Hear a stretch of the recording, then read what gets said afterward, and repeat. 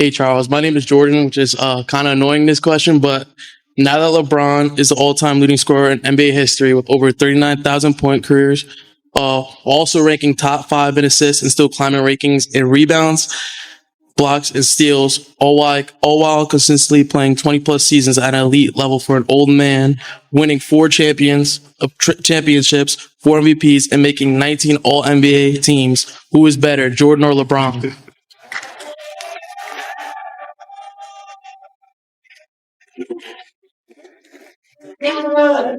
You know, those are some incredible stats. They are. Those are some incredible stats.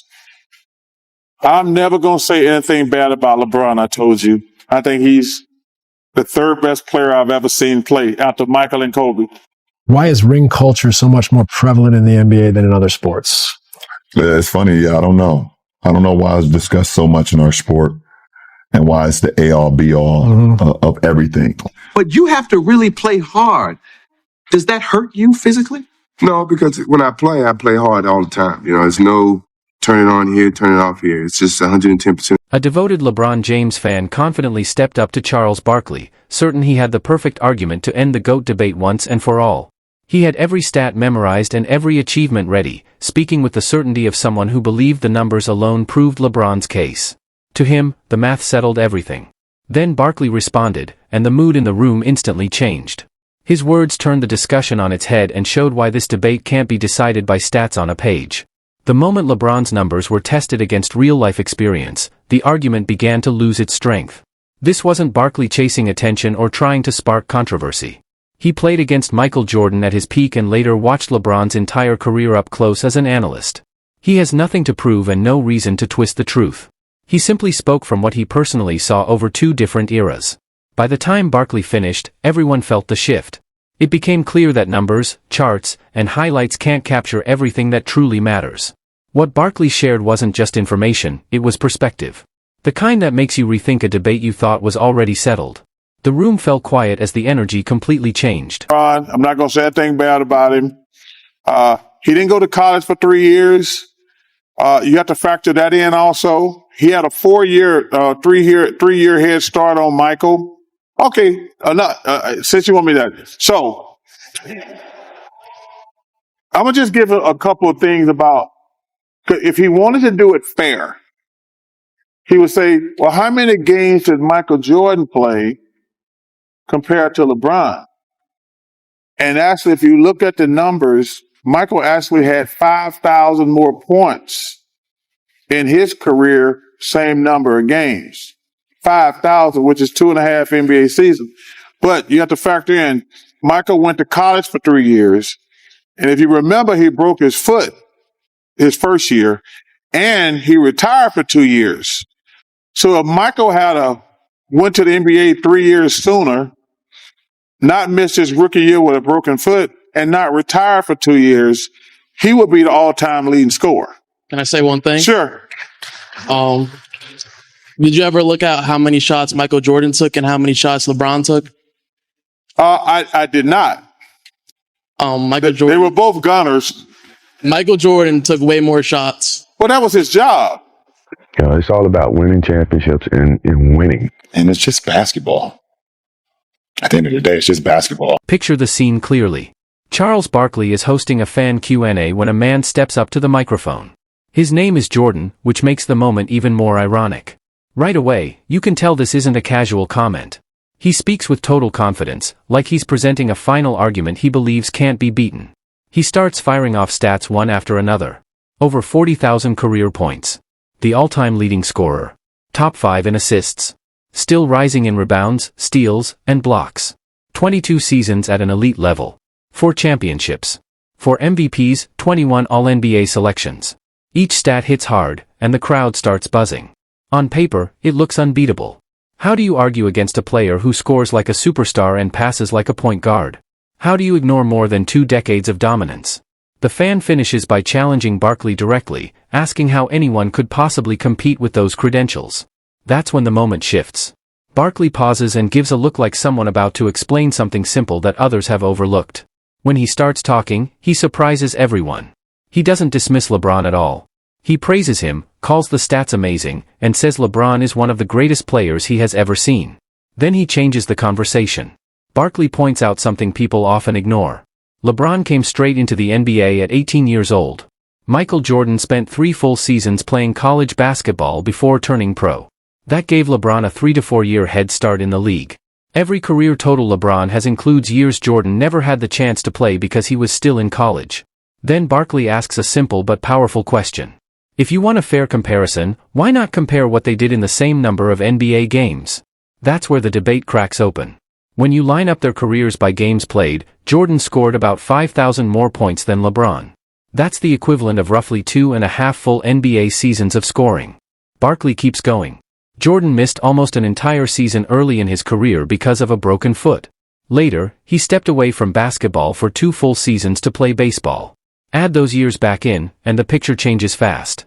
If Jordan had entered the league at 18, stayed healthy, and never left the game, Barkley believes he would be the all-time scoring leader today. And just like that, the room goes quiet. Not because LeBron was disrespected, but because everyone realized the debate isn't as simple as adding up totals on a stat sheet. So, and let me tell you something. LeBron, we compare him favorable to Magic Johnson. He's a more of a triple threat than Michael was. I'll agree with that. But let me ask you a question. I want you to be honest with me in your heart. If you had one game and you said, I need to win game 7, would you want LeBron, Michael, or Kobe in one game win all?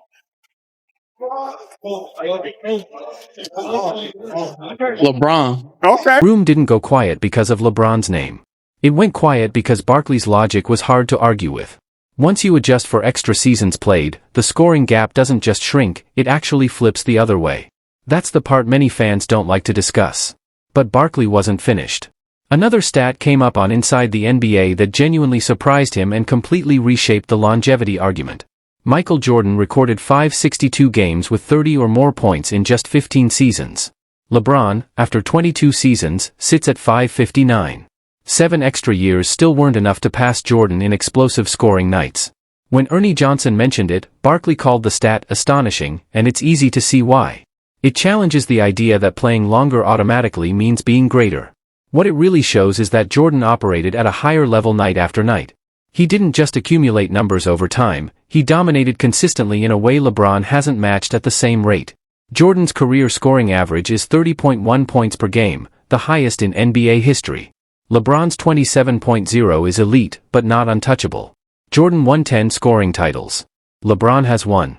When you put those numbers side by side, the all-time scoring record feels different. LeBron didn't pass Jordan by scoring more per game. He passed him by playing longer. And those are 2 very different accomplishments. Longevity matters, but dominance is a separate discussion, and that's where things get uncomfortable for some fans. This is where Barkley moves away from raw numbers and into career choices, a topic that often frustrates LeBron supporters. Jordan won all his championships with one team. The Bulls drafted him, developed him, and stuck through years of losses to the Pistons. Jordan didn't leave. He stayed, adapted, and eventually broke through. What he built in Chicago turned a struggling franchise into the defining dynasty of the 1990s. 6 championships in 8 years, same city, same core, and no exits when things got hard. LeBron's path was different. After 7 years in Cleveland without a title, he left for Miami to team up with Dwayne Wade and Chris Bosh. That move reshaped the league and sparked the modern super team era. When Miami declined, he returned to Cleveland and pushed for a Kevin Love trade. Later, he moved to Los Angeles and paired with Anthony Davis. 4 teams, 3 championship situations, all carefully assembled. Barkley has said for years his ranking is Jordan first, Kobe second, LeBron third, and this is why.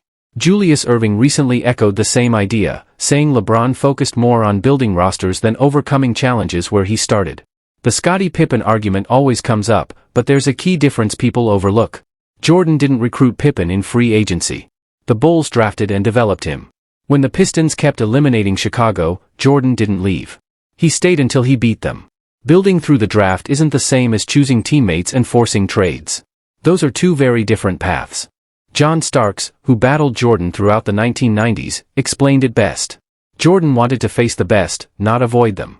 He didn't feel the need to stack the deck because he believed he was the best player alive. No shortcuts. Eventually, someone asks the question that cuts through everything. One game to win. Game 7. Who are you taking, LeBron, Michael, or Kobe? The fan immediately says LeBron. Ironically, that answer strengthens Barkley's point. Michael Jordan never played a Game 7 in the NBA Finals. 6 finals appearances, 6 championships, and not once did a series reach a 7th game. He closed teams out early. 6 finals MVPs. A perfect record on the biggest stage. Jordan averaged 33.6 points per game across 35 finals games, a level no one has matched. In the 1993 finals against Phoenix, he averaged 41 points per game for the entire series. That number is real. LeBron's finals resume is different. 10 appearances is impressive, but 6 ended in losses, including 3 to the same Warriors team. A 4-6 finals record means more losses than wins on the biggest stage. Fans often argue that losing in the finals is better than not making it. That's fair. But Jordan made it 6 times and won all 6. He never gave anyone the chance to question him when everything was on the line.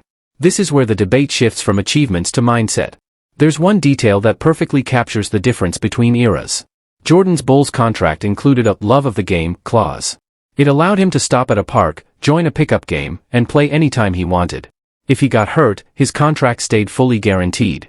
Think about that. A player with tens of millions on the line demanded the freedom to play basketball anywhere, anytime. That wasn't business. That was obsession. The idea of being told he couldn't play was unacceptable to him. That mindset is rare today. And it explains why, for Barkley and others who lived it, the GOAT debate has always been about more than numbers. Love of the game is still there. I can feel it from you, right? How did that love of the game fuel your career? It was the basis of my career. My love of the game within my contract, which, I'm pretty sure most contracts now, I'm actually positive now, don't have that clause within the contract where You had a clause in your contract. love of the game contract, right? That if I was driving with you down the street and I see a basketball game on the side of the road, I can go play in that basketball game. And if I get hurt, my contract is still guaranteed. I love the game so much that I would never let someone take the opportunity for me to play the game